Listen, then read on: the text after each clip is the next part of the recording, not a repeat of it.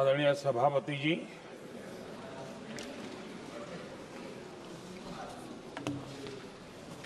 आदरणीय राष्ट्रपति जी के संबोधन पर आभार प्रकट करने के लिए मैं उपस्थित हुआ हूं। कल और आज, कल तो रात देर तक सभी माननीय सांसदों ने अपने विचारों से इस आभार प्रस्ताव को समृद्ध किया। कई माननीय अनुभवी सांसदों ने भी अपने विचार प्रकट किए और स्वाभाविक है कि लोकतंत्र की परंपरा भी है, जहां आवश्यकता था वहां प्रशंसा हुई, जहां परेशानी थी वहां कुछ नकारात्मक बातें भी हुई, लेकिन ये बहुत स्वाभाविक है। अध्यक्ष जी, मेरे लिए बहुत बड़ा सौभाग्य है कि देश की जनता ने मुझे 14वीं बार इस जगह पर बैठ करके राष्ट्रपति जी के उद्बोधन को आभार व्यक्त करने के लिए अवसर दिया है और इसलिए मैं आज जनता जनार्दन का भी बड़े आदर के साथ आभार व्यक्त करना चाहता हूं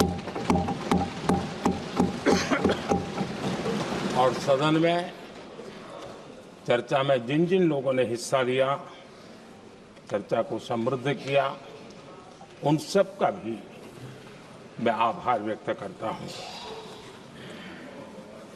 आदरणीय सभापति जी, हम 2025 में हैं। एक प्रकार से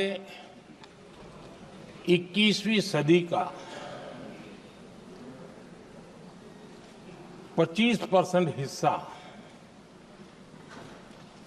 बीत चुका है।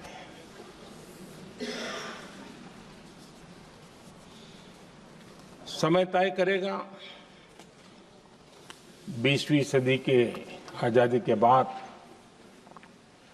और 21वीं सदी के प्रथम 25 साल में क्या हुआ, कैसा हुआ।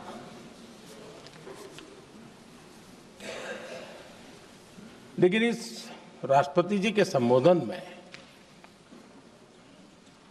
अगर हम बारीकी इसको अध्ययन करेंगे तो ये साफ नजर आता है कि उन्होंने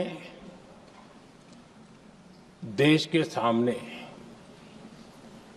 भविष्य के 25 वर्ष और विकसित भारत के लिए एक नया विश्वास जगाने वाली बात,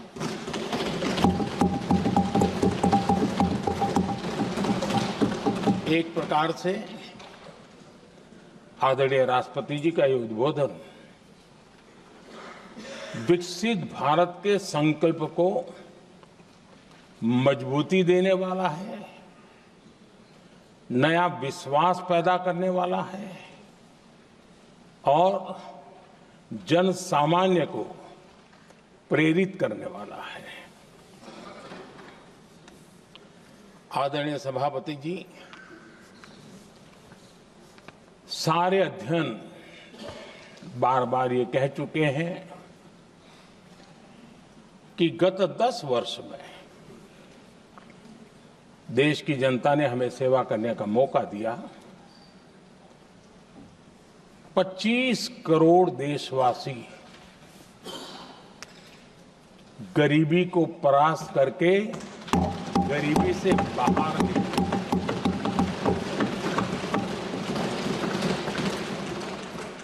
आदरणीय सभापति जी, 5 दशक तक गरीबी हटाओ के नारे सुने हो और अब 25 करोड़ गरीब गरीबी को परास्त करके बाहर निकले, ऐसे ही नहीं।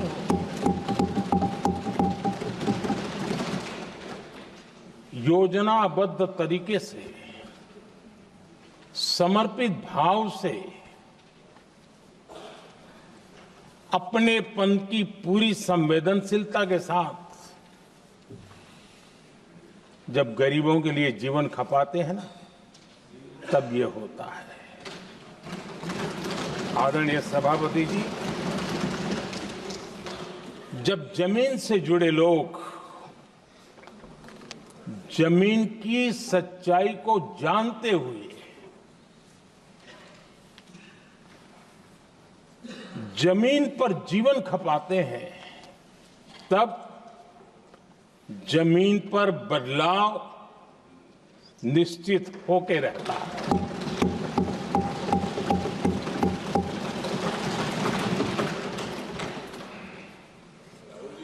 आदरणीय सभापति जी, हमने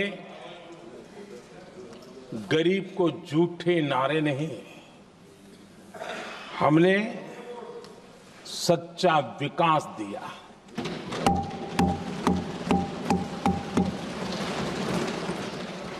गरीब का दुख, सामान्य मानवी की तकलीफ, मिडिल क्लास के सपने ऐसे ही नहीं समझे जाते हैं। आदरणीय सभापति जी, इसके लिए एक जज्बा चाहिए।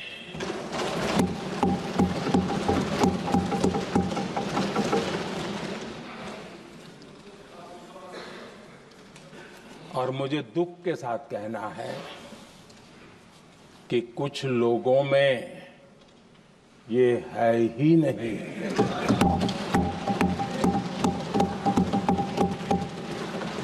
आदरणीय सभापति जी, बारिश के दिनों में कच्ची छत, फुसकी, प्लास्टिक की चादर वाली छत, उससे नीचे जीवन गुजारना कितना मुश्किल होता है। पल पल सपने रौंद दिए जाते हैं, ऐसे पल होते हैं, ये हर कोई नहीं समझ सकता। आदरणीय सभापति जी, अब तक गरीबों को 4 करोड़ घर मिले हैं।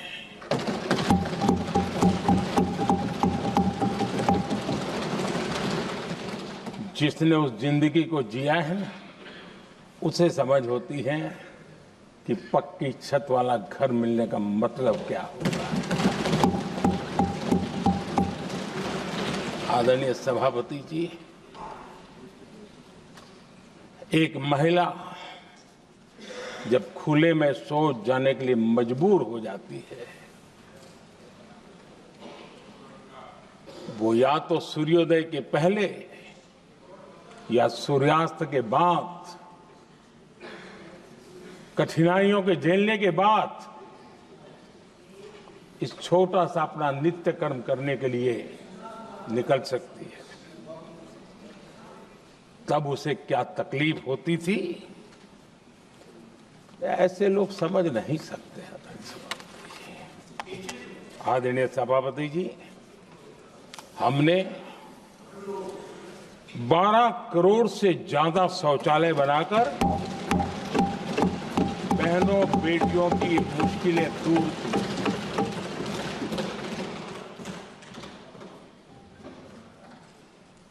आदरणीय सभापति जी, आजकल मीडिया में ज्यादा ही चर्चा हो रही है,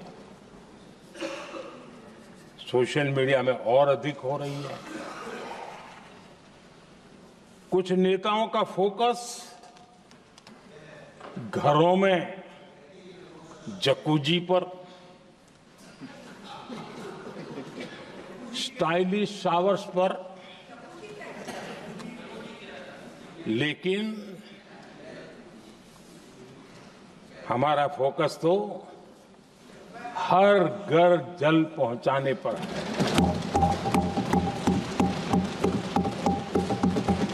आजादी के 75 साल के बाद देश में 75% करीब 16 करोड़ से भी ज्यादा घरों के पास जल का करने के लिए नल का कनेक्शन नहीं था। हमारी सरकार ने 5 साल में 12 करोड़ परिवारों को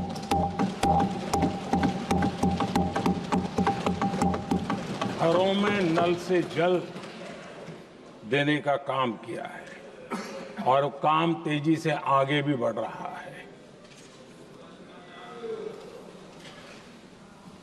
आदरणीय सभापति जी, हमने गरीबों के लिए इतना काम किया और इसके कारण आदरणीय राष्ट्रपति जी ने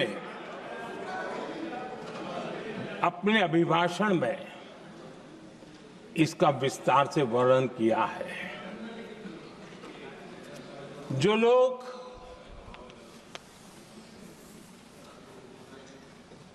गरीबों की झोंपड़ियों में फोटो सेशन कराकर अपना मनोरंजन करते रहते हैं,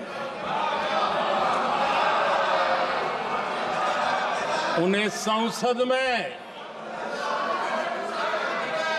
गरीबों की बात बोरिंग ही लगेगी।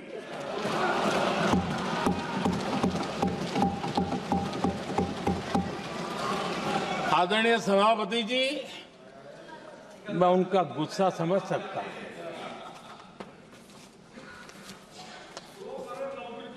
आदरणीय सभापति जी,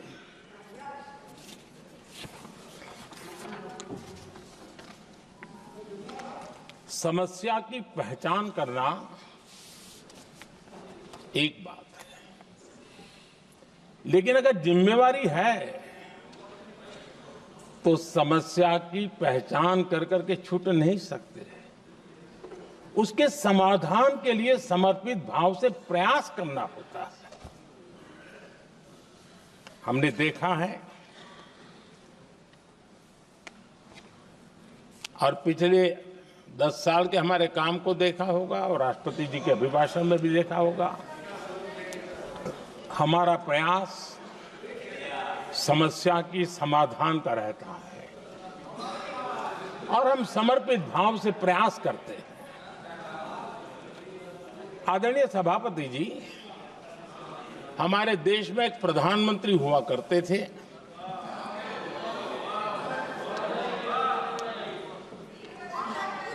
उनको मिस्टर क्लीन करने कहने की एक फैशन हो गई थी। उस प्रधानमंत्री जी को मिस्टर क्लीन कहने की फैशन हो गई थी।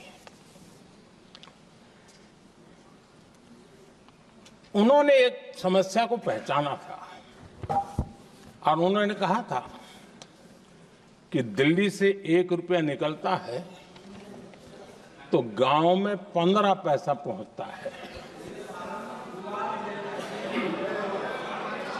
अब उस समय तो पंचायत से लेकर पार्लियामेंट तक एक ही पार्टी का राज था।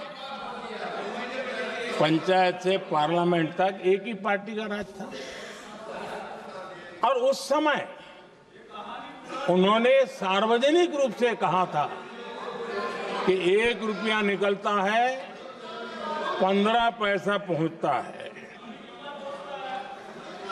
बहुत गजब की हाथ सफाई थी।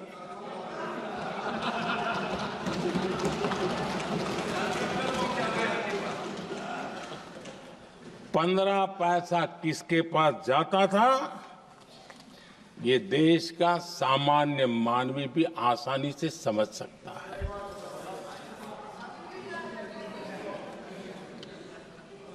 आदरणीय सभापति जी, देश ने हमें अवसर दिया। हमने समाधान खोजने का प्रयास किया। हमारा मॉडल है बचत भी विकास भी। जनता का पैसा जनता के लिए। हमने जनधन, आधार,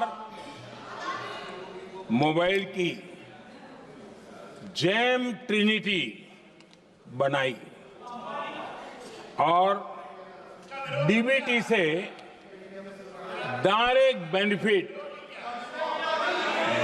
बेनिफिट ट्रांसफर ये देना शुरू किया। आदरणीय सभापति जी, हमारे कार्यकाल में हमने 40 लाख करोड़ रुपया सीधा जनता जनार्दन के खाते में जमा किया। आदरणीय सभापति जी, इस देश का दुर्भाग्य देखिए, सरकारें कैसी चलाई गई, किसके लिए चलाई गई। माननीय सदस्य, मैं सबसे आपसे आग्रह कर रहा हूं, आप सदन की गरिमा बनाए रखें। बैठे बैठे कोई माननीय सदस्य टिप्पणी नहीं करे, उचित नहीं है, ये गलत तरीका है आपका। ये सदन की मर्यादा नहीं है आपकी। आप प्रोटेक्ट करना चाहते हो उनको इस तरीके से, गलत तरीका, ये गलत तरीका है। आप बैठे बैठे टिप्पणी करना चाहते हैं।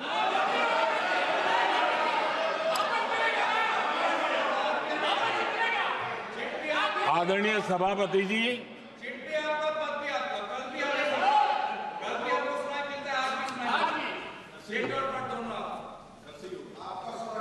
जब ज्यादा बुखार चढ़ जाता है तब लोग कुछ भी बोलते हैं, लेकिन इसके साथ साथ ज्यादा हताशा निराशा फैल जाती है तब भी बहुत कुछ बोलते हैं। आदरणीय सभापति जी, जिनका जन्म नहीं हुआ था, जो भारत की इस धरती पर अवतरित नहीं हुए थे, ऐसे 10 करोड़ फर्जी लोग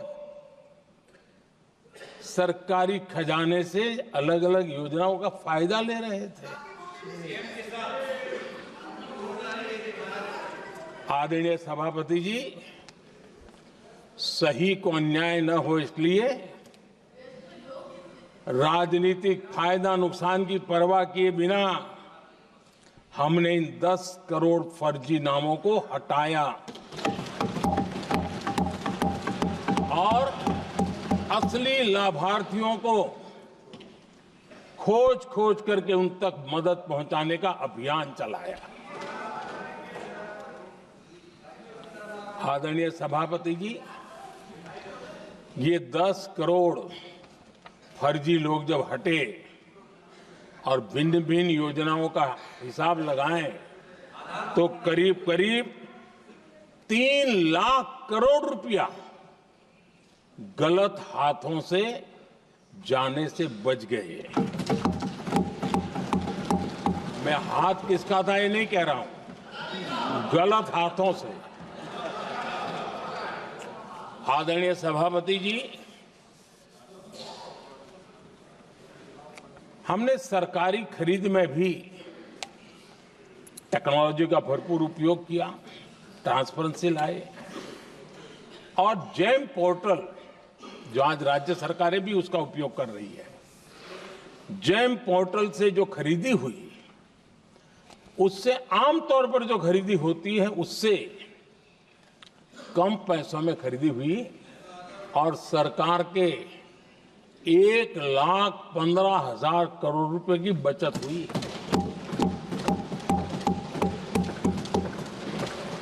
आदरणीय सभापति जी, हमारी स्वच्छता अभियान का बहुत मजाक उड़ाया गया, ऐसा जैसे हमने कोई पाप कर दिया, कोई गलती कर दी। न जाने क्या क्या कहा जाता था। लेकिन आज मुझे संतोष से कहना है कि इन सफाई के कारण हाल के वर्षों में सिर्फ सरकारी दफ्तरों से जो कबाड़ बेचा गया ना, उसमें 2300 करोड़ रुपया सरकार को मिले हैं। महात्मा गांधी ट्रस्टीशिप के सिद्धांत की बात करते थे। वो कहते थे कि हम ट्रस्टी हैं, ये संपत्ति जनता जनार्दन की है और इसलिए हम पाई पाई को एक ट्रस्टीशिप के सिद्धांत के आधार पर बचाने की और सही जगह पे उपयोग करने का प्रयास करते हैं। और तब जाकर के स्वच्छता अभियान से कबाड़ बेचकर 2300 करोड़ रुपया देश की सरकार के खजाने में आ रहा है।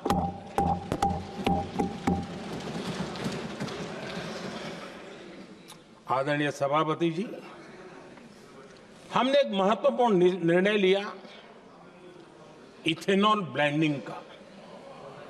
हम जानते हैं हम एनर्जी इंडिपेंडेंट नहीं है, हमें बाहर से लाना पड़ता है। जब इथेनॉल ब्लेंडिंग किया और हमारे पेट्रोल डीजल की आय कम हुई, उस एक निर्णय से 1 लाख करोड़ रुपए का फर्क पड़ा है। और ये पैसे करीब करीब 1 लाख करोड़ रुपया किसानों की जेब में गया है। आदरणीय सभापति जी, मैं बचत की तो बात कर रहा हूं, लेकिन पहले अखबारों के हेडलाइन हुआ करती थी, इतने लाख के घोटाले, इतने लाख के घोटाले, इतने लाख के घोटाले। 10 साल हो गए, ये घोटाले न कर करके, घोटाले न होने से भी देश के लाखों करोड़ रुपए बचे हैं जो जनता जनार्दन की सेवा में लगे हैं। आदरणीय सभापति जी, हमने ये जो अलग अलग कदम उठाए, उससे लाखों करोड़ रुपए की बचत हुई, लेकिन उन पैसों का उपयोग हमने शीश महल बनाने के लिए नहीं किया।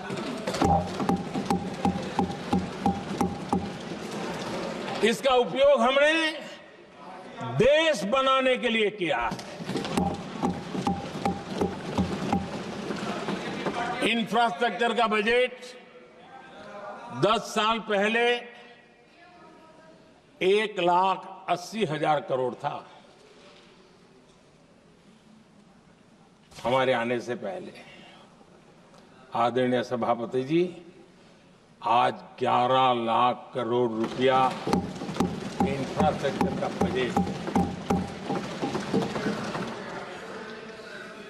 और इसलिए राष्ट्रपति जी ने भारत की नींव कैसी मजबूत हो रही है इसका वर्णन इसमें किया है। रोड हो, हाईवे हो, रेलवे हो, ग्राम सड़क हो, इन सभी कामों के लिए विकास की एक मजबूत नींव रखी गई है। आदरणीय सभापति जी, सरकारी खजाने में बचत हुई वो तो एक बात है, और वो करना भी चाहिए, जैसा मैंने ट्रस्टीशिप की बात कही। लेकिन हमने इस बात पर भी ध्यान रखा है कि जन सामान्य के उनको भी बचत का लाभ मिलना चाहिए। योजनाएं ऐसी हो ताकि जनता को भी बचत हो। और आपने देखा होगा आयुष्मान भारत योजना, बीमारी के कारण सामान्य मानवी को जो खर्च होता था, अब तक जिन लोगों ने इसका बेनिफिट लिया है, उसी के हिसाब से मैं कहता हूं कि करीब करीब देशवासियों का आयुष्मान योजना का बेनिफिट लेने के कारण जो खर्चा उनको अपने जेब से करना पड़ता, वैसे 1,20,000 करोड़ रुपया जनता जनार्दन के बचे हैं।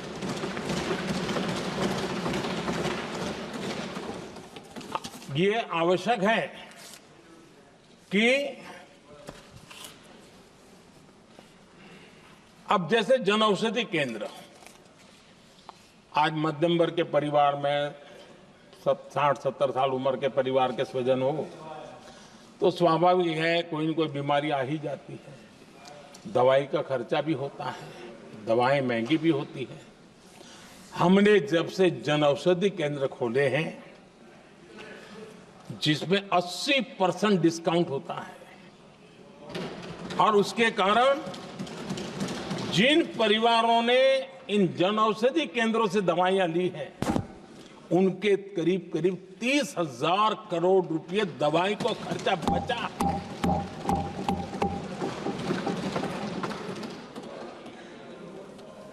आदरणीय अध्यक्ष जी, यूनिसेफ का भी अनुमान है, उनका कहना है कि जिसके घर में स्वच्छता और टॉयलेट बना, उन्होंने इसका बड़ा सर्वे किया था, उस परिवार को करीब करीब साल भर में 70,000 रुपए की बचत हुई है। स्वच्छता अभियान कहो, टॉयलेट बनाने का काम कहो, शुद्ध जल पहुंचाने का काम करो, कितना बड़ा फायदा हमारे सामान्य परिवार को हो रहा है।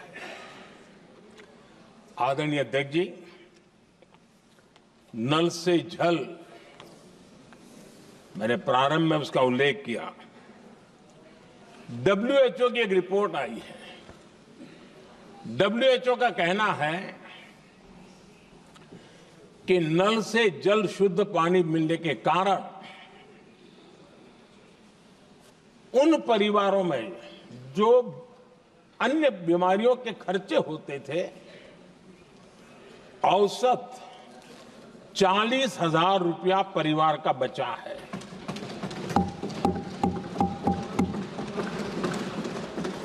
मैं ज्यादा गिन नहीं रहा हूं, लेकिन ऐसी अनेक योजना है जिन योजनाओं ने सामान्य मानवीय के खर्च में बचत की है। आदरणीय सभापति जी, करोड़ों देशवासियों को मुफ्त अनाज, उसके भी उस परिवार के हजारों रुपये बचते हैं। PM सूर्यघर मुफ्त बिजली योजना, जहां जहां ये योजना लागू हुई, इन परिवारों को औसतन साल भर के 25 से 30,000 रुपये बिजली की बचत हो, पैसों में बचत हो रही है, खर्च में बचत हो रही है। और अगर ज्यादा बिजली है तो बेच करके कमाई कर रहा है वो अलग, यानी सामान्य मानवीय की बचत भी। हमने LED बल्ब का एक अभियान चलाया था। आपको मालूम है कि हमारे आने से पहले LED बल्ब 400 रुपये में बिकते थे। हमने इतना अभियान चलाया, उसकी कीमत 40 रुपये हो गई। और LED बल्ब के कारण बिजली की भी बचत हुई और उजाला भी ज्यादा मिला, और उसमें देशवासियों के करीब 20,000 करोड़ रुपए बचे हैं।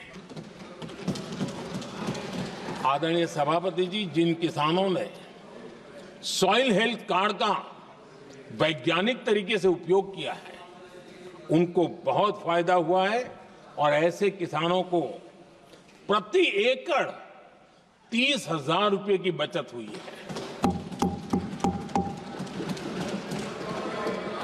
आदरणीय अध्यक्ष जी, बीते 10 साल में इनकम टैक्स को कम करके भी हमने मिडिल क्लास की बचत को बढ़ाने का काम किया है। आदरणीय अध्यक्ष जी, 2014 के पहले ऐसे बम गोले फेंके गए, बंदूक की ऐसी गोलियां चलाई गई कि देशवासियों का जीवन छलनी कर दिया गया था। हमने धीरे धीरे उन गांवों को भरते भरते आगे बढ़े। 2 लाख करोड़ रुपया 2 लाख रुपया 2013-14 में 2 लाख रुपये, सिर्फ 2 लाख रुपये उस पर इनकम टैक्स माफी थी। और आज 12 लाख रुपये संपूर्ण रूप से इनकम टैक्स से मुक्ति। और हमने बीच के कालखंड में भी 14 में भी, 17 में भी, 19 में भी, 23 में भी हम लगातार ये करते आए, घाव भरते गए। और आज बैंडेज बाकी था, वो भी कर लिया। स्टैंडर्ड डिडक्शन,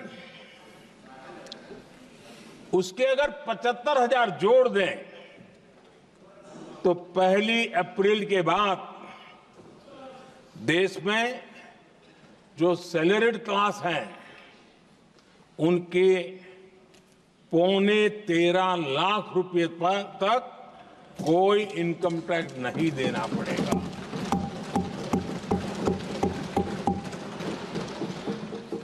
आदरणीय सभापति जी, आप जिस समय युवा मोर्चा में काम करते थे तब एक बात आप सुनते होंगे, पढ़ते भी होंगे। एक प्रधानमंत्री आए दिन 21वीं सदी बोला करते थे। एक प्रकार से रट गया था, तकिया कलाम जैसा हो गया था, तो बोलते थे 21वीं सदी। जब इतनी बार बोला जाता था तो उस समय टाइम्स ऑफ इंडिया में आर.के. लक्ष्मण ने एक बड़ा शानदार कार्टून बनाया था। वो कार्टून बड़ा इंटरेस्टिंग था। उस कार्टून में एक हवाई जहाज है, एक पायलट है। अब उन्होंने पायलट क्यों पसंद किया वो तो मुझे मालूम नहीं। कुछ पैसेंजर बैठे थे और हवाई जहाज एक ठेले पे रखा हुआ था और मजदूर ठेले को धक्का मार रहे थे और 21वीं सदी लिखा हुआ था। वो कार्टून उस समय तो मजाक लग रहा था, लेकिन आगे चल करके वो सच सिद्ध हो गया। आदरणीय अध्यक्ष जी, ये कटाक्ष था जमीनी सच्चाई से। तब के प्रधानमंत्री कितने कटे उठे थे और हवाई बातों में लगे हुए थे, इसका वो जीता जागता प्रदर्शन करने वाला कार्टून है।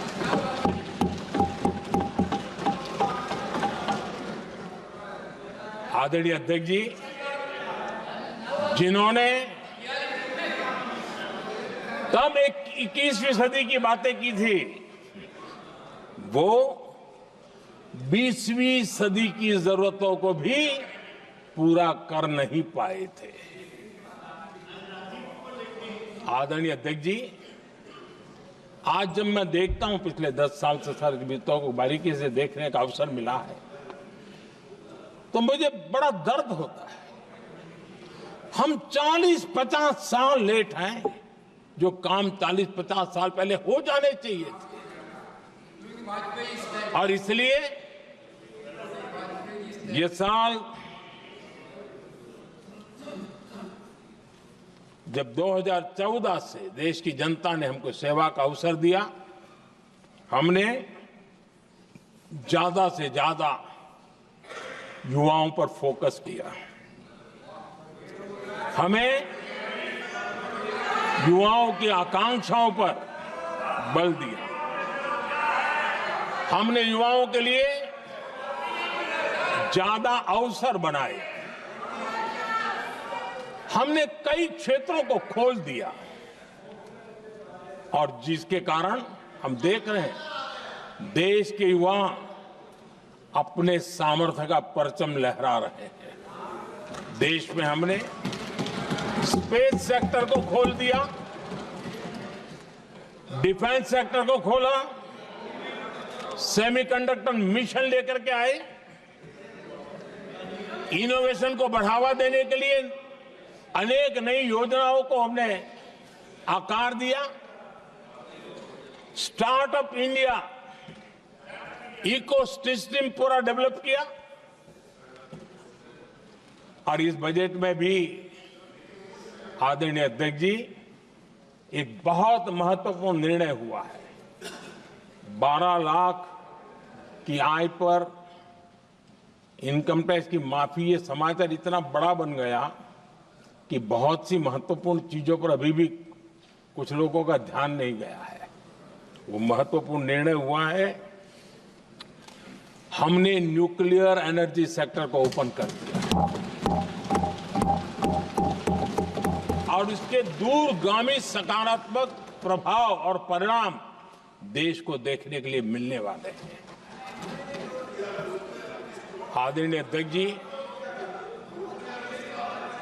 AI, 3D printing, robotics, virtual reality की चर्चा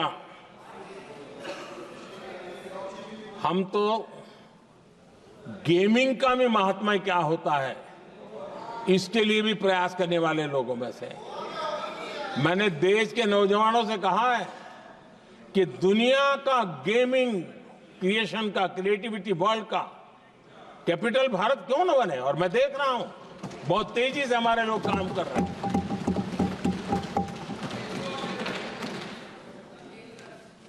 कुछ लोगों को अब जब एआई की बात होती है, कुछ लोगों को अब ये शब्द फैशन में है तो बोला जाता है, लेकिन मेरे लिए सिंगल एआई नहीं है, डबल एआई। भारत की डबल ताकत है। एक एआई आर्टिफिशियल इंटेलिजेंस, दूसरा एआई एस्पिरेशनल इंडिया।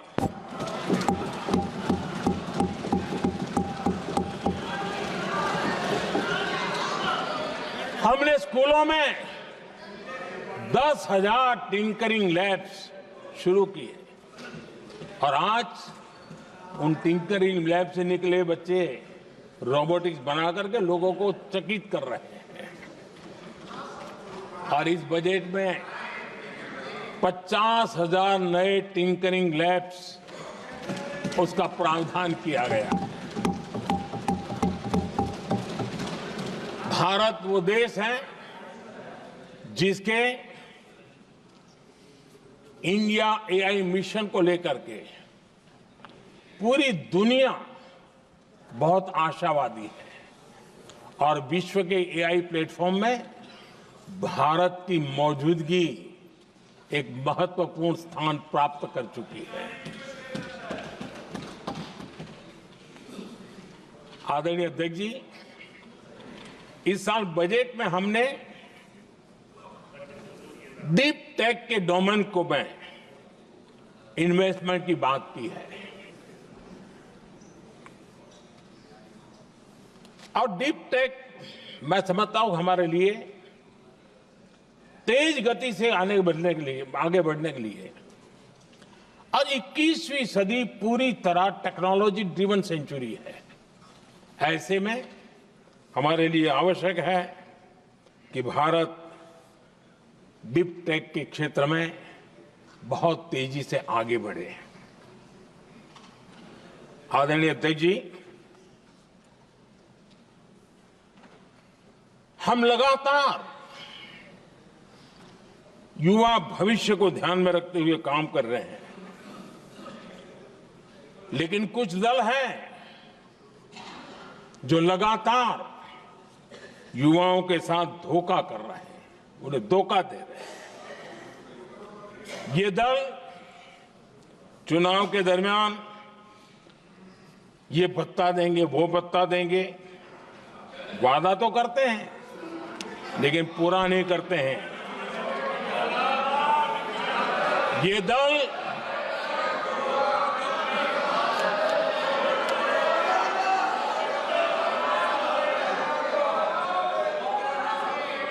प्लीज माननीय सदस्य गरिमा प्रतिष्ठा बनाए रखें। भारत की संसद में आप प्लीज बैठे बैठे टिप्पणी नहीं करें, और नए माननीय सदस्य बैठे बैठे टिप्पणी कर रहे हैं। आदरणीय अध्यक्ष जी, ये दल युवाओं के भविष्य पर आपदा बनकर गिरे हुए हैं।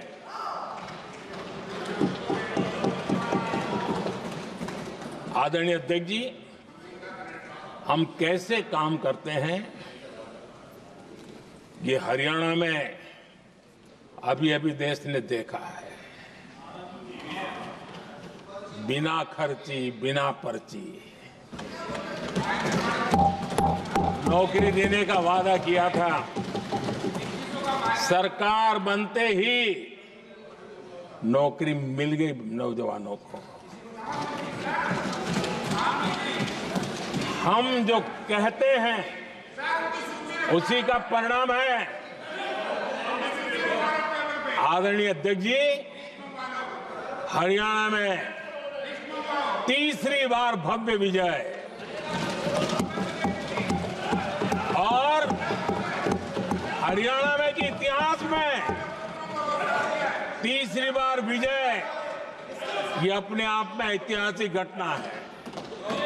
आदरणीय अध्यक्ष जी, महाराष्ट्र में भी ऐतिहासिक परिणाम, जनता जनार्दन के आशीर्वाद। महाराष्ट्र के इतिहास में सत्ता पक्ष के पास इतनी सीटें पहली बार, ये जनता जनार्दन के आशीर्वाद से हम करके आए हैं।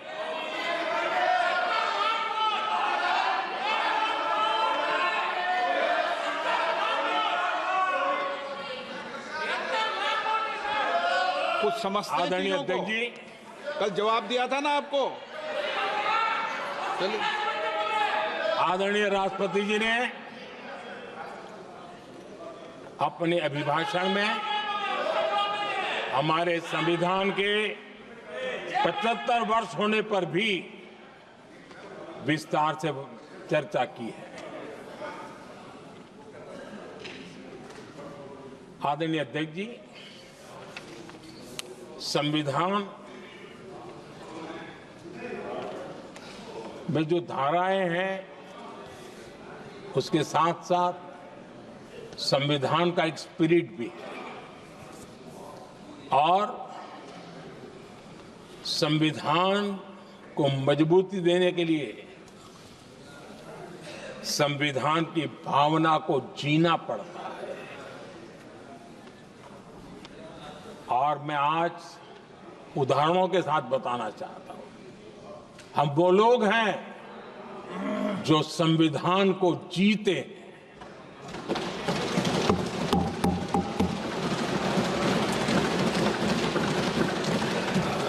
आदरणीय अध्यक्ष महोदय, हमारे यहां ये बात सही है, परंपरा है कि राष्ट्रपति जी जब उद्बोधन करते हैं तो उस सरकार के उस साल के कार्यकाल का ब्यौरा देते हैं।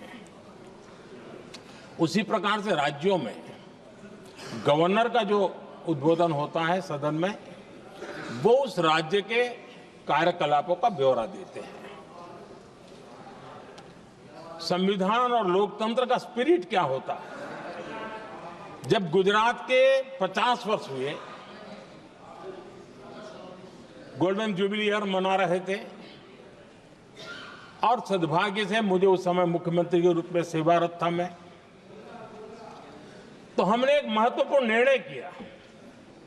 हमने किया इस गोल्डन जुबली ईयर में पिछले 50 वर्ष में सदन में जितने भी गवर्नर के भाषण हुए, मतलब उस समय की सरकारों का ही वाहवाही उसमें होती है, हमने कहा कि उन 50 साल में जितने भी गवर्नर के भाषण हुए हैं, सबको ही एक पुस्तक के रूप में तैयार किया जाए, ग्रंथ बनाया जाए, और आज सभी लाइब्रेरीज में वो ग्रंथ अवेलेबल है। मैं तो बीजेपी वाला था, गुजरात में तो ज्यादातर कांग्रेस की सरकारें रही थी, उन सरकारों के गवर्नर के भाषण थे, लेकिन उसको भी प्रसिद्ध कराने का काम भाजपा से बना एक मुख्यमंत्री कर रहा था। क्यों? हम संविधान को जीना जानते हैं, हम संविधान को समर्पित है, हम संविधान के स्पिरिट को समझते हैं। आदरणीय अध्यक्ष जी, आप जानते हैं 2014 में जब हम आए तब मान्य विपक्ष नहीं था, रिकॉग्नाइज्ड अपोजिशन पार्टी नहीं थी, उतने अंक भी लेकर के कोई नहीं आए थे। भारत के अनेक कानून ऐसे थे कि हमें पूरी स्वतंत्रता थी उस कानून के हिसाब से काम करने की। अनेक कमेटियां ऐसी थी जिसमें लिखा था लीडर्स ऑफ अपोजिशन उसमें आएंगे, लेकिन अपोजिशन था ही नहीं, रिकॉग्नाइज अपोजिशन नहीं था।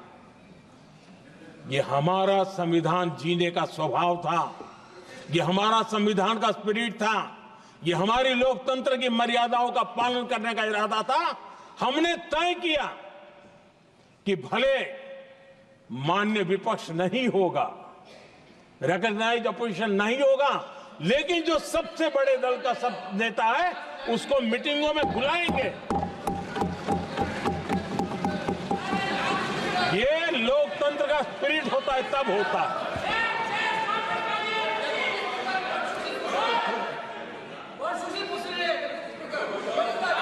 चुनाव आयोग की कमेटियां, आदरणीय अध्यक्ष जी, पहले तो प्रधानमंत्री फाइल करके निकालते थे। ये हम हैं जिसने अपोजिशन के लीडर को भी उस कमेटी में बिठाया है।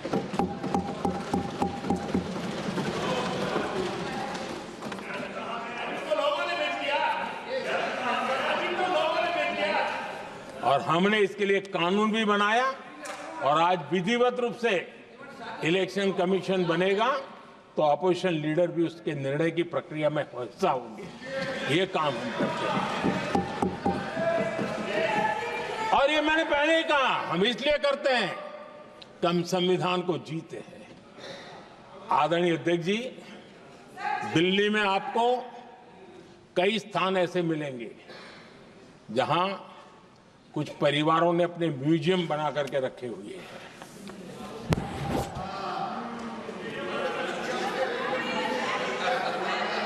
जनता जनार्दन के पैसों से काम हो रहा है। लोकतंत्र का स्पिरिट क्या होता है, संविधान को जीना किसको कहते हैं। हमने पीएम म्यूजियम बनाया और देश के पहले से लेकर के मेरे पूर्व तक के सभी प्रधानमंत्रियों के जीवन को और उनके कार्य को उस पीएम म्यूजियम बनाया गया है। और मैं तो चाहूंगा कि पीएम म्यूजियम में जो जो महापुरुष हैं उनके परिवारजनों ने समय निकाल करके उस म्यूजियम को देखना चाहिए और उसमें कुछ जोड़ने के लगता है तो सरकार का ध्यान आकर्षित करना चाहिए ताकि वो म्यूजियम समृद्ध हो और देश के बालकों को प्रेरणा।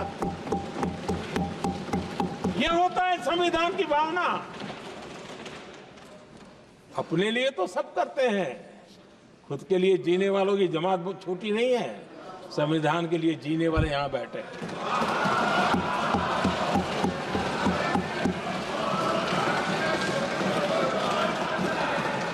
आदरणीय अध्यक्ष जी,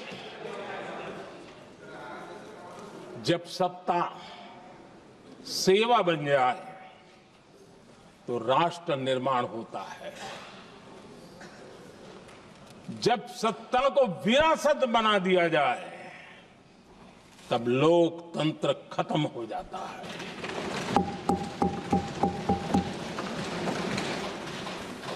आदरणीय अध्यक्ष जी, हम संविधान की भावना को लेकर के चलते हैं, हम जहर की राजनीति नहीं करते हैं।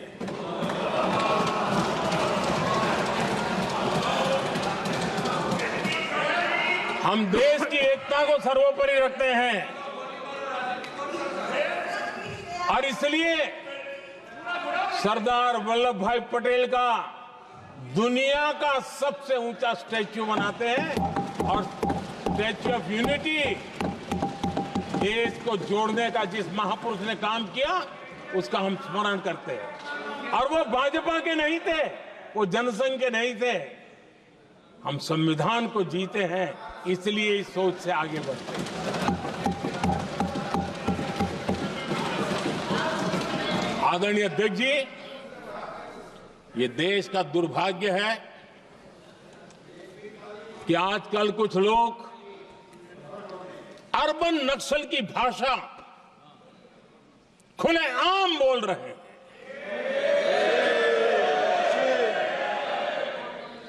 और अर्बन नक्सल जिन बातों को बोलते हैं, इंडियन स्टेट के सामने मोर्चा लेना,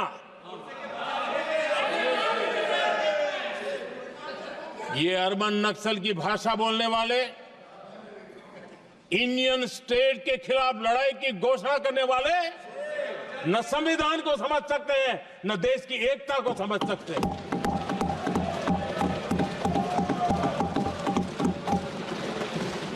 आदरणीय अध्यक्ष जी, 7 दशक तक जम्मू एंड कश्मीर और लद्दाख उसे संविधान के अधिकारों से वंचित रखा गया।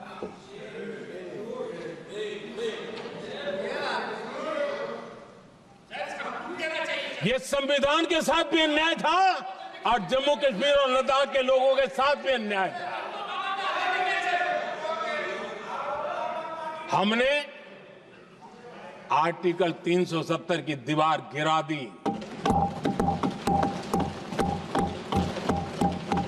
अब जम्मू कश्मीर और लद्दाख के उन राज्यों को, देशवासियों को जो अधिकार हैं, वो अधिकार उनको मिल रहे हैं। और संविधान का महात्म्य हम जानते हैं, संविधान की भावना को जीते हैं, इसलिए ऐसे मजबूत निर्णय भी हम करते हैं। आदरणीय अध्यक्ष जी, हमारा संविधान हमें भेदभाव करने का अधिकार नहीं देता है। जो लोग संविधान को जेब में लेकर के जीते हैं, उनको पता नहीं है कि आपने मुस्लिम महिलाओं को कैसी मुसीबतों में जीने के लिए मजबूर कर दिया था। हमने ट्रिपल तलाक का खात्मा कर करके संविधान की भावना के अनुरूप मुस्लिम बेटियों को हक देने का काम किया है, समानता का अधिकार दिया है।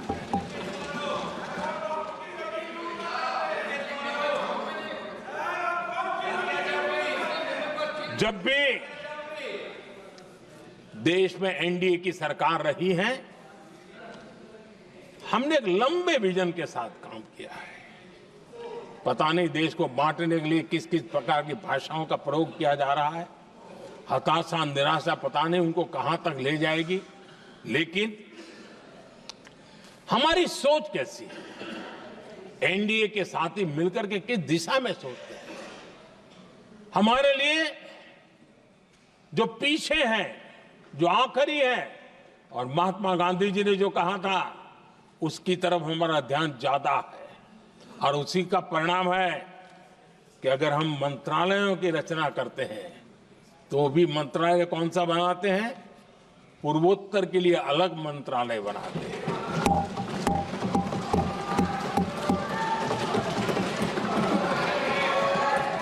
हम देश में इतने साल हो गए, अटल जी आए तब तक किसी को समझ नहीं आया था। भाषण तो देते रहते हैं, आदिवासियों के लिए अलग मंत्रालय एनडीए ने बनाया।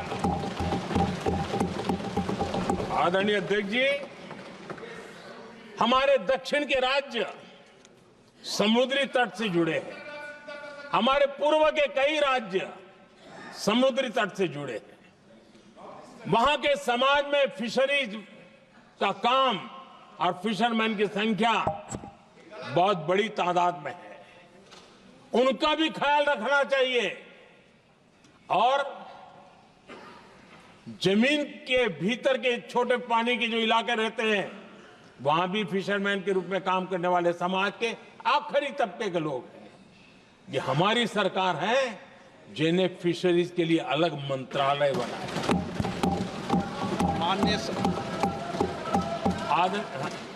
माननीय सदस्यों, अगर सभा की सहमति हो तो सभा की कार्रवाई इस विषय की समाप्ति तक बढ़ा दी जाए। माननीय प्रधानमंत्री जी। आदरणीय अध्यक्ष जी,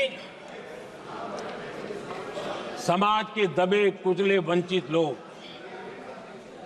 इनके अंदर एक सामर्थ्य होता है। अगर स्किल डेवलपमेंट पर बल दिया जाए तो उनके लिए नए अवसर बन सकते हैं, उनकी आशा आकांक्षा के अनुरूप जिंदगी बना सकते हैं। और इसलिए हमने अलग स्किल मंत्रालय बनाया। आदरणीय अध्यक्ष जी, देश में लोकतंत्र का पहला धर्म होता है कि हम सत्ता को सामान्य से सामान्य नागरिक तक उसका अवसर मिले। और इस बात को ध्यान में रखते हुए भारत के कोऑपरेटिव सेक्टर को और समृद्ध बनाने के लिए और तंदुरुस्त बनाने के लिए देश के करोड़ों लोगों को जोड़ने का उसमें अवसर है। अनेक क्षेत्रों में कोऑपरेटिव मूवमेंट को बढ़ाया जा सकता है और उसको ध्यान में रखते हुए हमने अलग कोऑपरेटिव मंत्रालय बनाया। विजन क्या होता है ये यहां पता चलता है। आदरणीय अध्यक्ष जी, जाति की बातें करना कुछ लोगों के लिए फैशन बन गई है। पिछले 30 साल से सदन में आने वाले ओबीसी समाज के सांसद दलों के भेदभाव से ऊपर उठ करके एक होकर के 30-35 साल से मांग कर रहे थे कि ओबीसी कमीशन को संवैधानिक दर्जा दिया जाए। जिन लोगों को आज जातिवाद में मलाई दिखती है, उनको उस समय ओबीसी समाज की याद नहीं आई। ये हम हैं जिन्होंने ओबीसी समाज को संवैधानिक दर्जा दिया। पिछड़ा वर्ग आयोग आज संवैधानिक व्यवस्था में जो है। आदरणीय अध्यक्ष जी, हर सेक्टर में एससी, एसटी, ओबीसी को ज्यादा से ज्यादा अवसर मिले, उस दिशा में हमने बहुत मजबूती के साथ काम किया है। मैं आज इस सदन के माध्यम से देशवासियों को उनके सामने एक अहम सवाल रखना चाहता हूं। और अध्यक्ष महोदय, जरूर देशवासी मेरे इस सवाल पर चिंतन भी करेंगे और चौराहे पर चर्चा भी करेंगे। कोई मुझे बताएं, क्या एक ही समय में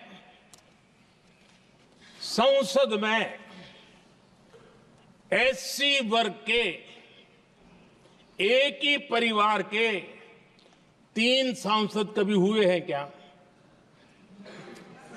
एससी वर्ग के एक ही परिवार के 3 सांसद कभी भी हुए क्या?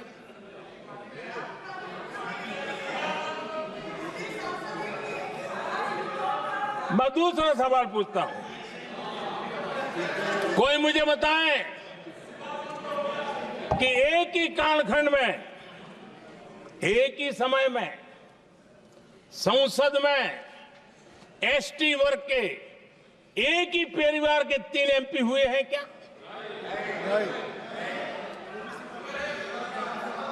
आदरणीय अध्यक्ष जी, कुछ लोगों की वाणी और व्यवहार में कितना फर्क होता है, मेरे एक सवाल के जवाब में मिला।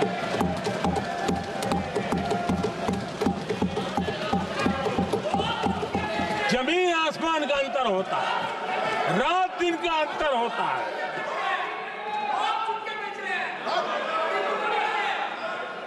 आदरणीय अध्यक्ष जी, हम एससी एसटी समाज को कैसे सशक्त कर रहे हैं? आदरणीय अध्यक्ष जी, समाज में तनाव पैदा किए बिना एकता की भावना को बरकरार रखते हुए समाज के वंचितों का कल्याण कैसे किया जाता है, इसका मैं एक उदाहरण देता हूं।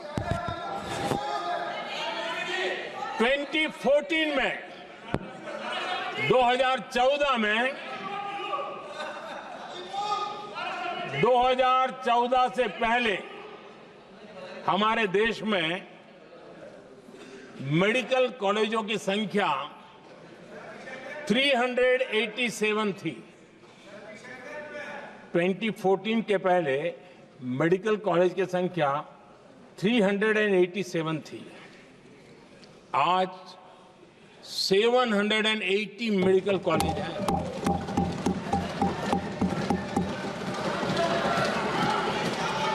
अब मेडिकल कॉलेज बड़े हैं तो सीटें भी बड़ी हैं। ये बहुत महत्वपूर्ण एंगल है आदरणीय अध्यक्ष जी, और इसलिए कॉलेजें बड़ी हैं, सीटें भी बड़ी हैं।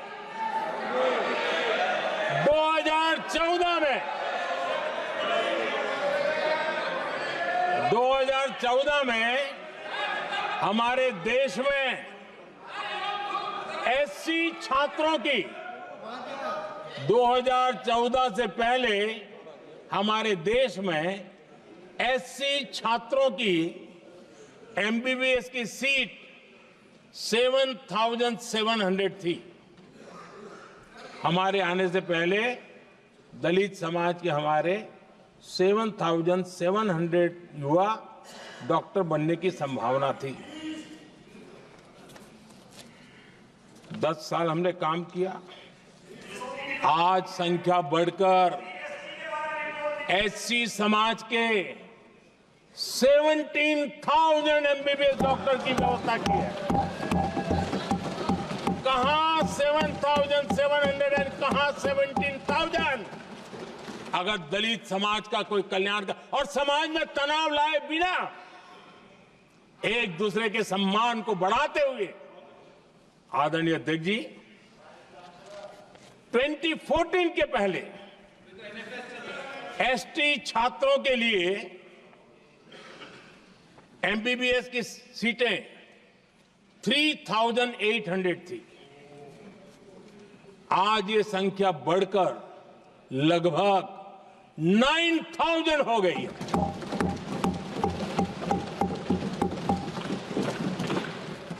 (2014) के पहले ओबीसी के छात्रों के लिए एमबीबीएस में 14,000 से भी कम, 14,000 से भी कम सीटें थी। आज इनकी संख्या लगभग 32,000 हो गई है। ओबीसी समाज के 32,000 एमबीबीएस डॉक्टर बनेंगे। आदरणीय अध्यक्ष महोदय, पिछले 10 साल में हर सप्ताह एक नई यूनिवर्सिटी बनी है।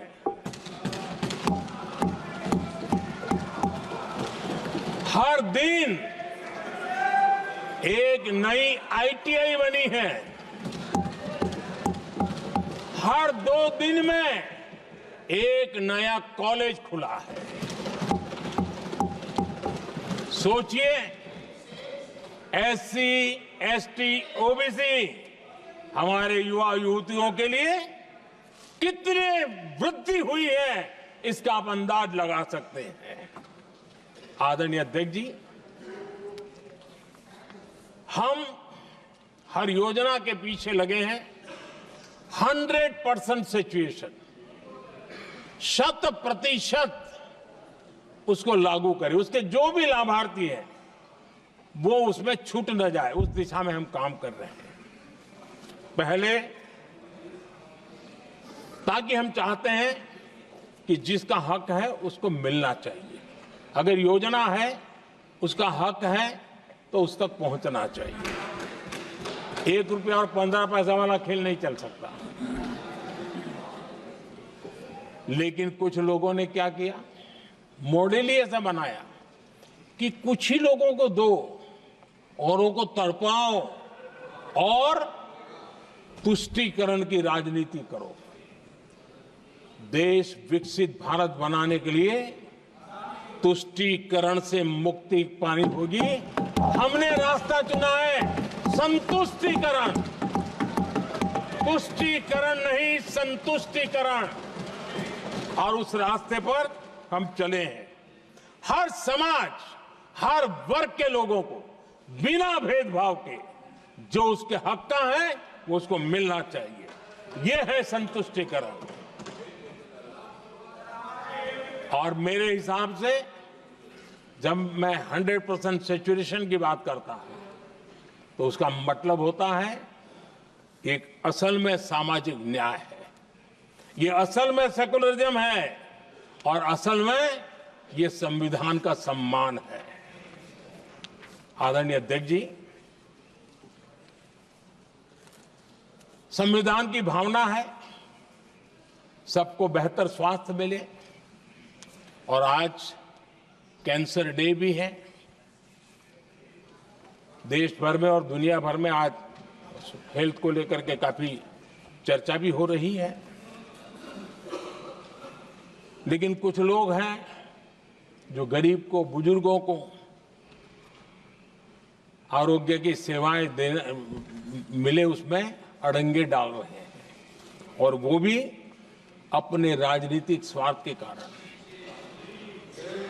आज आयुष्मान से देश के 30,000 अस्पताल जुड़े हैं और अच्छे स्पेशलाइज्ड प्राइवेट अस्पताल जुड़े हैं जहां आयुष्मान कार्ड वाले को मुफ्त इलाज मिलता है। लेकिन कुछ राजनीतिक दलों ने अपने संकुचित मानस के कारण, कुनीतियों के कारण गरीबों के लिए इन अस्पतालों के दरवाजे बंद करके रखे हुए हैं, और इसका नुकसान कैंसर के मरीजों को उठाना पड़ा है। पिछले दिनों पब्लिक हेल्थ जर्नल लैंसेट की स्टडी आई है। उसका कहना है कि आयुष्मान योजना से समय पर कैंसर का इलाज शुरू हो रहा है। सरकार कैंसर की जांच कराने के संबंध में बहुत ही गंभीर है, क्योंकि जितना जल्दी जांच हो, जितना जल्दी ट्रीटमेंट शुरू हो, हम कैंसर पेशेंट को बचा सकते हैं।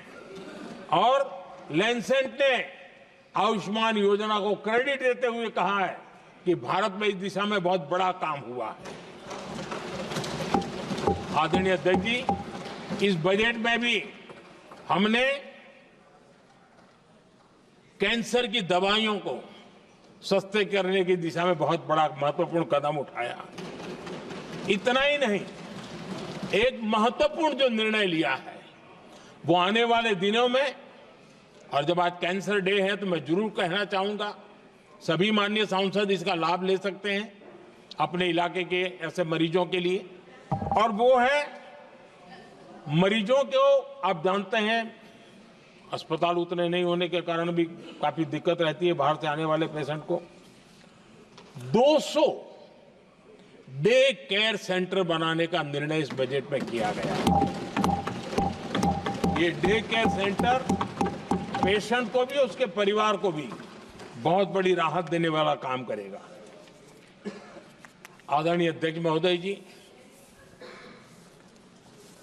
राष्ट्रपति जी के भाषण की चर्चा के समय यहां विदेश नीति की भी चर्चा हुई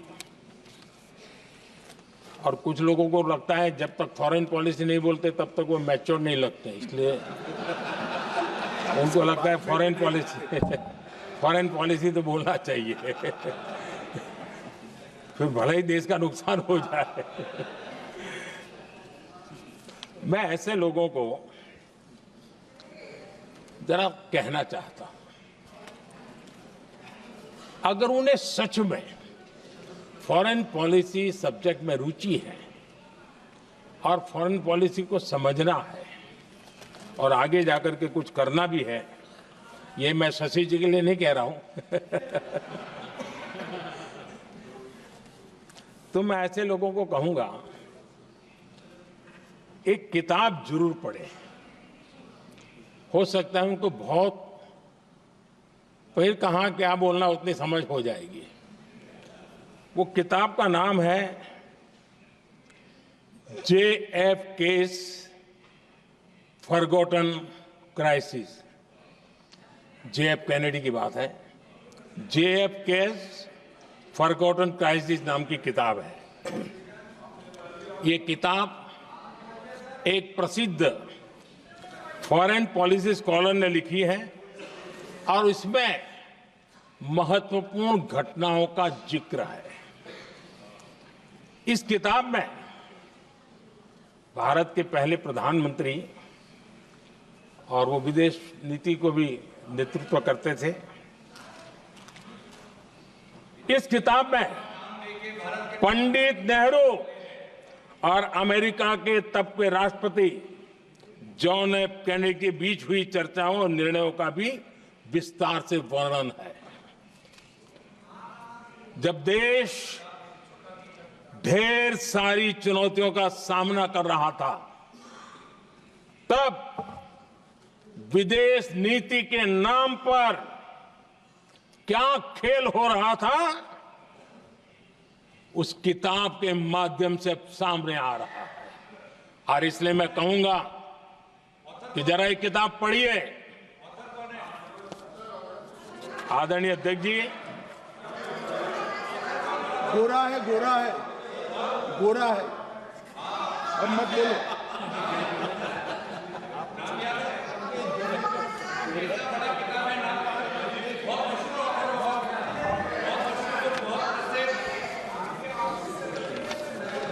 आदरणीय अध्यक्ष जी, राष्ट्रपति जी के अभिभाषण के बाद एक महिला राष्ट्रपति जी एक गरीब परिवार की बेटी, उनका सम्मान न कर सके, आपकी मर्जी, लेकिन क्या क्या कहकर उनको अपमानित किया जा रहा है।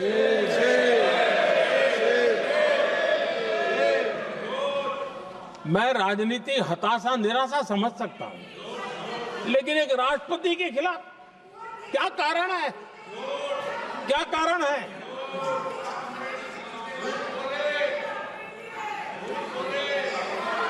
आदरणीय अध्यक्ष जी, आज भारत इस प्रकार की विकृत मानसिकता को छोड़ करके, उस सोच को छोड़ करके विमेन लेड डेवलपमेंट के मंत्र को लेकर के आगे बढ़ रहा है। अगर आधी आबादी उसको अगर पूरा अवसर मिले तो भारत 2 गुनी रफ्तार से आगे बढ़ सकता है, और ये मेरा विश्वास है। 25 साल से इस क्षेत्र में काम करने के बाद मेरा विश्वास और दृढ़ हुआ है। आदरणीय अध्यक्ष जी,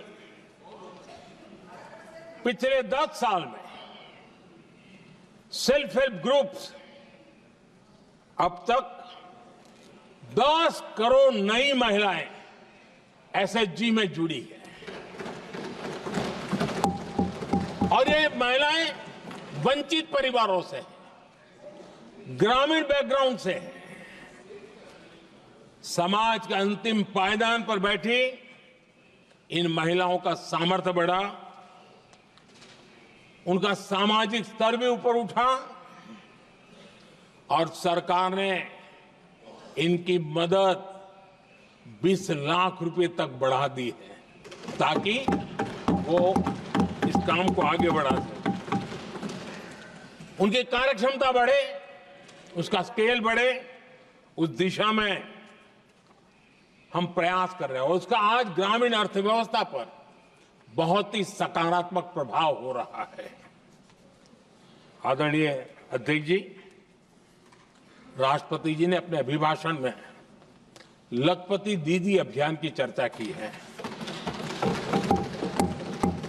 हमारी नई सरकार तीसरी बार बनने के बाद अब तक जो जानकारियां रजिस्टर हुई है उस हिसाब से 50 लाख से ज्यादा लखपति दीदी की जानकारी हम तक पहुंची और जब से मैंने इस योजना को आगे बढ़ाया है अब तक करीब करीब 1.25 करोड़ महिलाएं लखपति दीदी बनी हैं और हमारा लक्ष्य है कि हम 3 करोड़ महिलाओं को लखपति दीदी बनाएंगे और इसके लिए आर्थिक कार्यक्रमों का बल दिया जाएगा।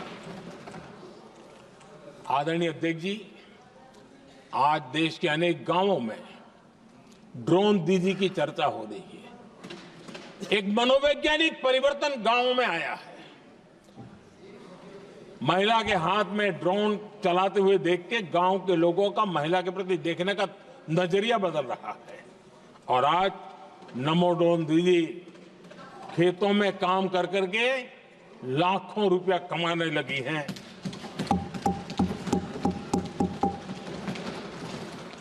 मुद्रा योजना भी नारी शक्ति के लिए उसके सशक्तिकरण की बहुत बड़ी भूमिका अदा कर रहा है।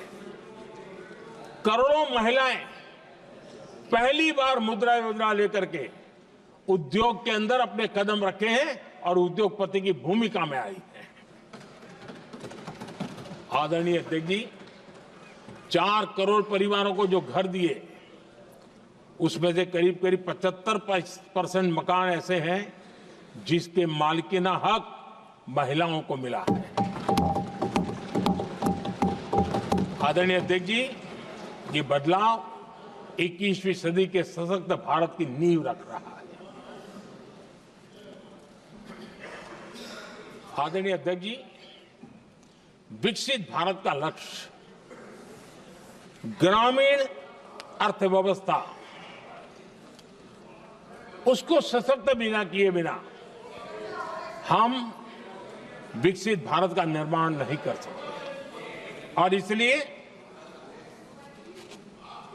रूरल इकोनॉमी के हर क्षेत्र को हमने स्पर्श करने का प्रयास किया है और हम जानते हैं रूरल इकोनॉमी में खेती किसानी का बहुत महत्व रहता है।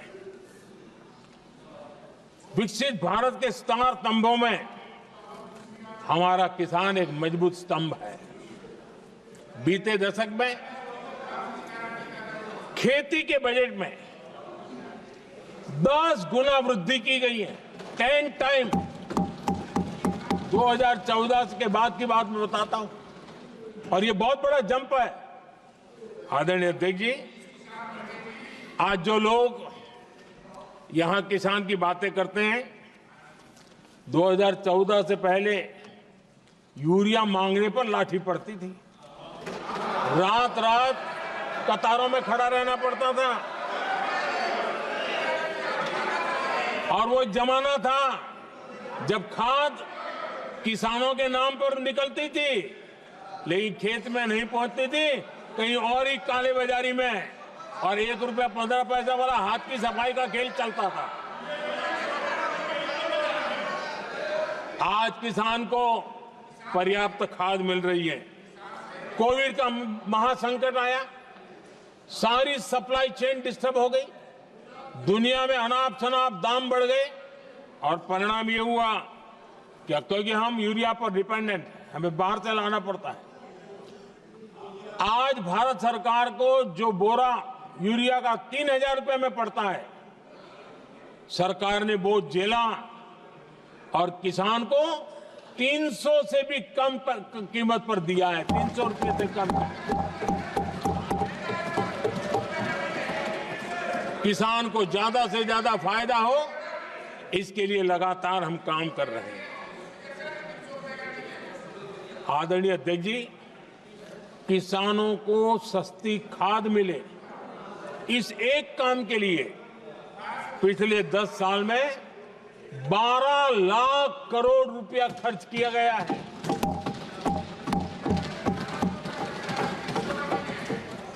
पीएम किसान सम्मान निधि, उसे करीब 3.5 लाख करोड़ रुपए डायरेक्ट किसान के खाते में पहुंचे हैं। हमने रिकॉर्ड एमएसपी भी बढ़ाया और पहले की तुलना में बीते दशक में 3 गुना अधिक हमने खरीदी की है।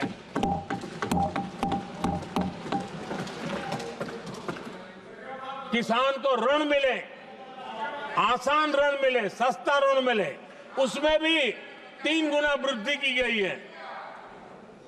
पहले प्राकृतिक आपदा में किसान को अपने हाल पर छोड़ दिया जाता था। हमारे सेवा काल के दौरान पीएम फसल बीमा के तहत 2 लाख करोड़ रुपए किसानों को मिले हैं। आदरणीय अध्यक्ष महोदय, सिंचाई के लिए बीते दशक में अभूतपूर्व कदम उठा गए और जो लोग संविधान की बातें करते हैं उनको ज्यादा ज्ञान नहीं है, ये भी दुर्भाग्य है।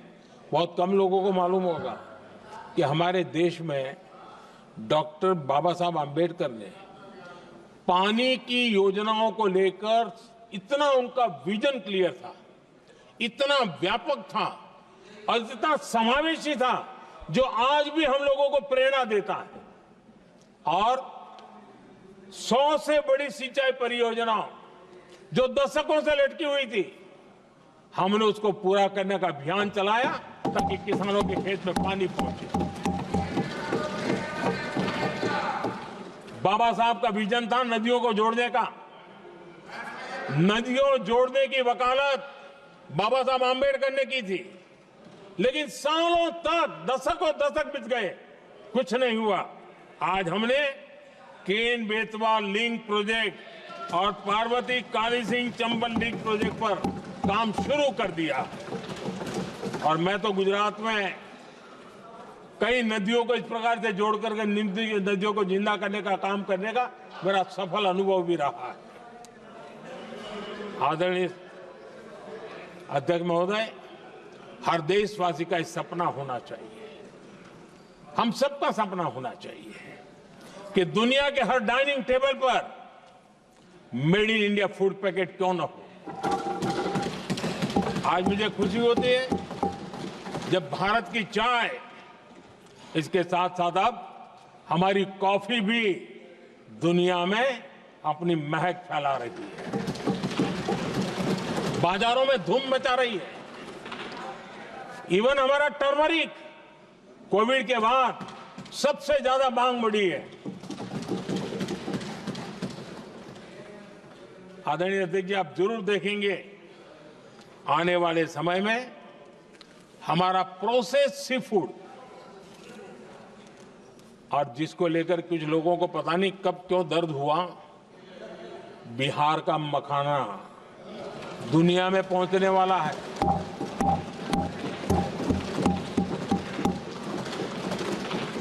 हमारा मोटा अनाज यानी श्री अन्न, ये भी दुनिया के बाजारों में भारत की शान बढ़ाएगा। आदरणीय अध्यक्ष महोदय, विकसित भारत के लिए फ्यूचर रेडी शहर वो भी बहुत जरूरी है। हमारा देश बहुत तेजी से अर्बनाइजेशन की ओर बढ़ रहा है और इसे चुनौती और संकट नहीं मानना चाहिए, इसे अवसर मानना चाहिए और हमने उस दिशा में काम आगे करना चाहिए। इंफ्रास्ट्रक्चर का विस्तार अवसरों का प्रसार होता है। जहां कनेक्टिविटी बढ़ती है वहां संभावनाएं भी बढ़ती हैं। दिल्ली यूपी को जोड़ने वाली पहली नमो रेल उसका लोकार्पण था और मुझे भी उसमें यात्रा करने का अवसर मिला। ऐसी कनेक्टिविटी, ऐसा इंफ्रास्ट्रक्चर भारत के सभी प्रमुख शहरों को पहुंचे, ये हमारी आने वाले दिनों की जरूरत है और हमारी दिशा है। आदरणीय अध्यक्ष जी, 10 साल में दिल्ली का नेटवर्क डबल हुआ और आज टियर 2, टियर 3 सिटी में भी मेट्रो नेटवर्क पहुंच रहा है। आज हम सभी गर्व कर सकते हैं, आज भारत का मेट्रो नेटवर्क 1000 किलोमीटर पार कर गया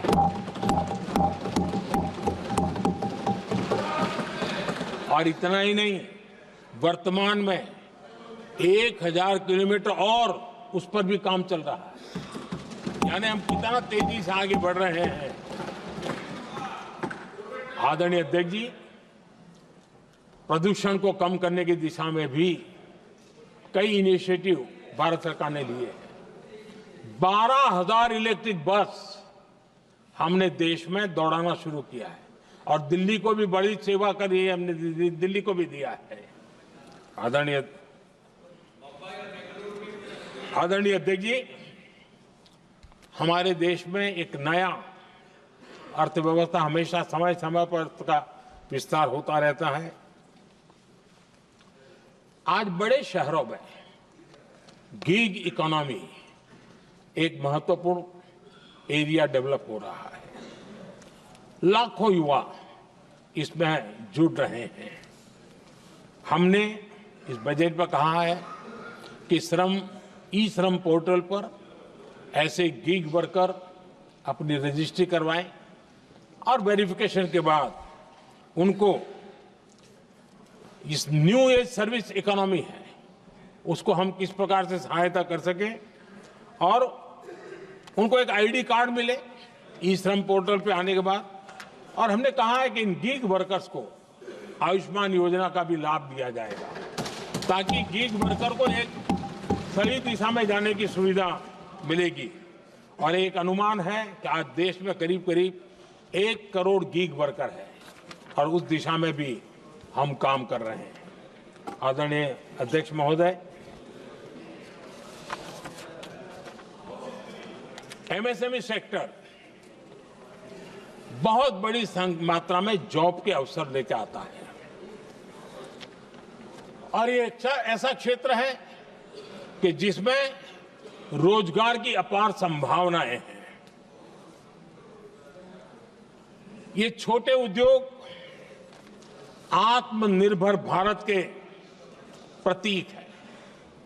देश की अर्थव्यवस्था में हमारा एमएसएमई सेक्टर बहुत बड़ा योगदान दे रहा है।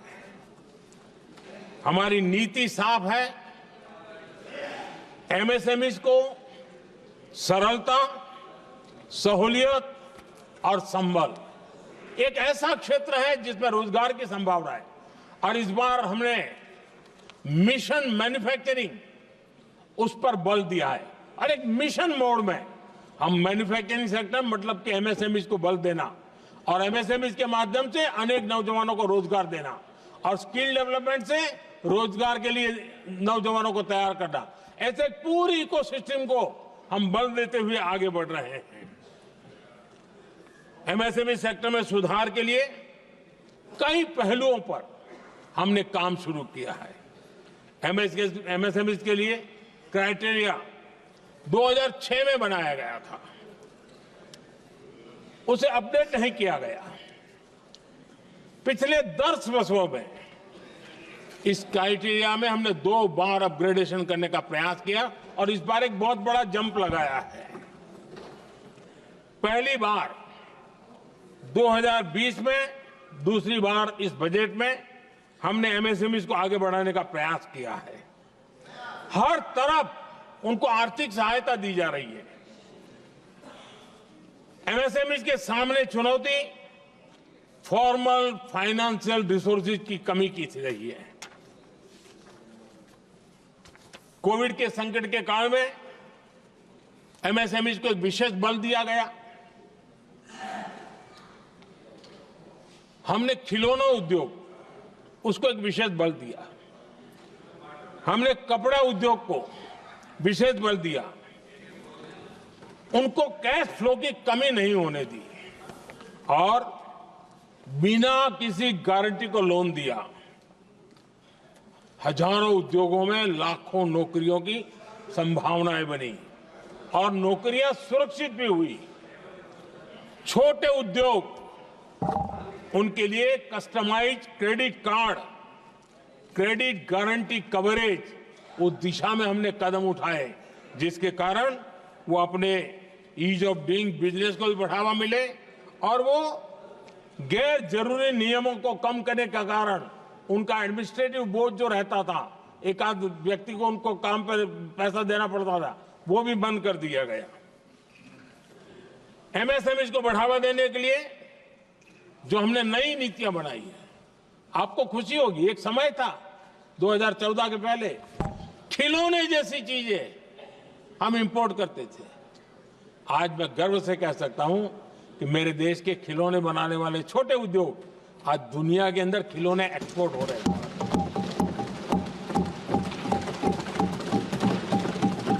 और आयात में बहुत बड़ी गिरावट आई है। निर्यात में करीब 239% वृद्धि हुई है।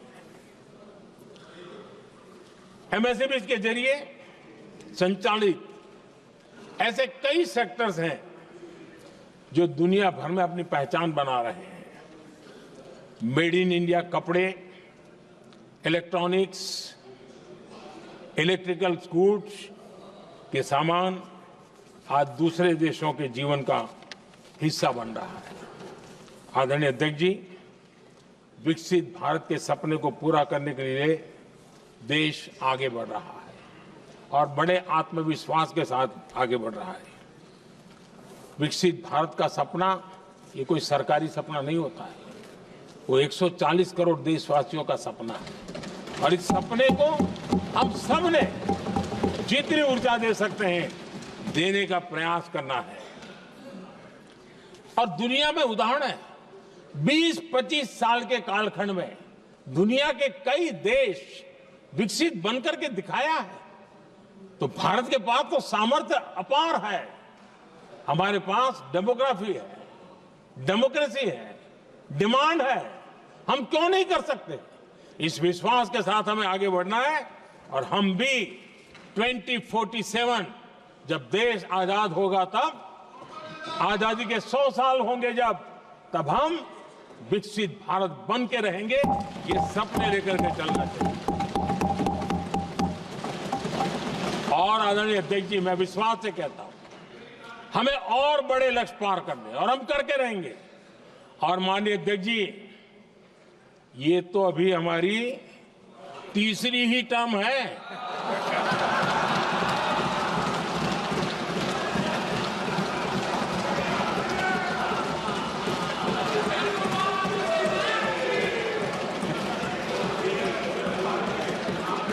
हम देश की आवश्यकता के अनुसार आधुनिक भारत बनाने के लिए, सक्षम भारत बनाने के लिए और विकसित भारत का संकल्प साकार करने के लिए हम आने वाले अनेक वर्षों तक जुटे रहने वाले हैं।